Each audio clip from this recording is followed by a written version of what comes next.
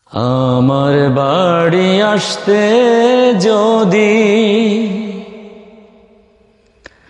তুমি কষ্ট পাও এই রাঙা পায়।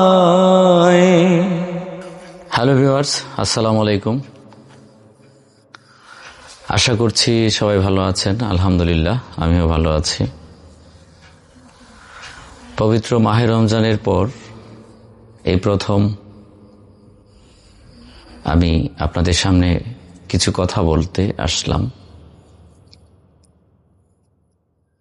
আজকে আমি কথা বলবো আমাদের নেত্রকোনা অঞ্চলের কিছু মরমী কবিদের ব্যাপারে, যারা দেশ এবং দেশের বাহিরে এমনকি গোটা পৃথিবীতে তাদের নাম ছড়িয়ে আছে। সেখান থেকে আমি তাদের কিছু নাম বলবো এবং একটি গানের আমি চেষ্টা করব। যদিও আমি আধুনিক গান করি, তারপরও আমি নেত্রকোনার ছেলে। সেই হিসাবে আমাদের নেত্রকোনা অঞ্চলের ঐতিহ্য বাউল গান, সে ঐতিহ্য লালন করি আমরা সবকিছুই গাইতে চেষ্টা করি। আমাদের দেশে জন্ম নিয়েছেন বিখ্যাত কবি জালালউদ্দিন খাঁ, মরমী কবি উকিল মুন্সী সাহেব এবং সুযোগ্য পুত্র উকিল মুন্সী সাহেবের সত্তার সাহেব।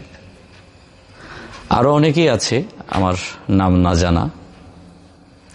আমাদের নেত্রকোনা অঞ্চলের সবচেয়ে ঐতিহ্য হচ্ছে বাউল গানের ঐতিহ্য। বাউল গানটাকে ঘিরে আমাদের নেত্রকোনায় অঞ্চলে ঐতিহ্যব্যাপী হয়ে আসছে। সবচেয়ে আমাদের বিখ্যাত কবি, মরমী কবি, আমাদের নেত্রকোনা অঞ্চলের গর্ব উকিল মুন্সী সাহেব কবি সুন্দর বিরহের গান রচনা করে গেছেন।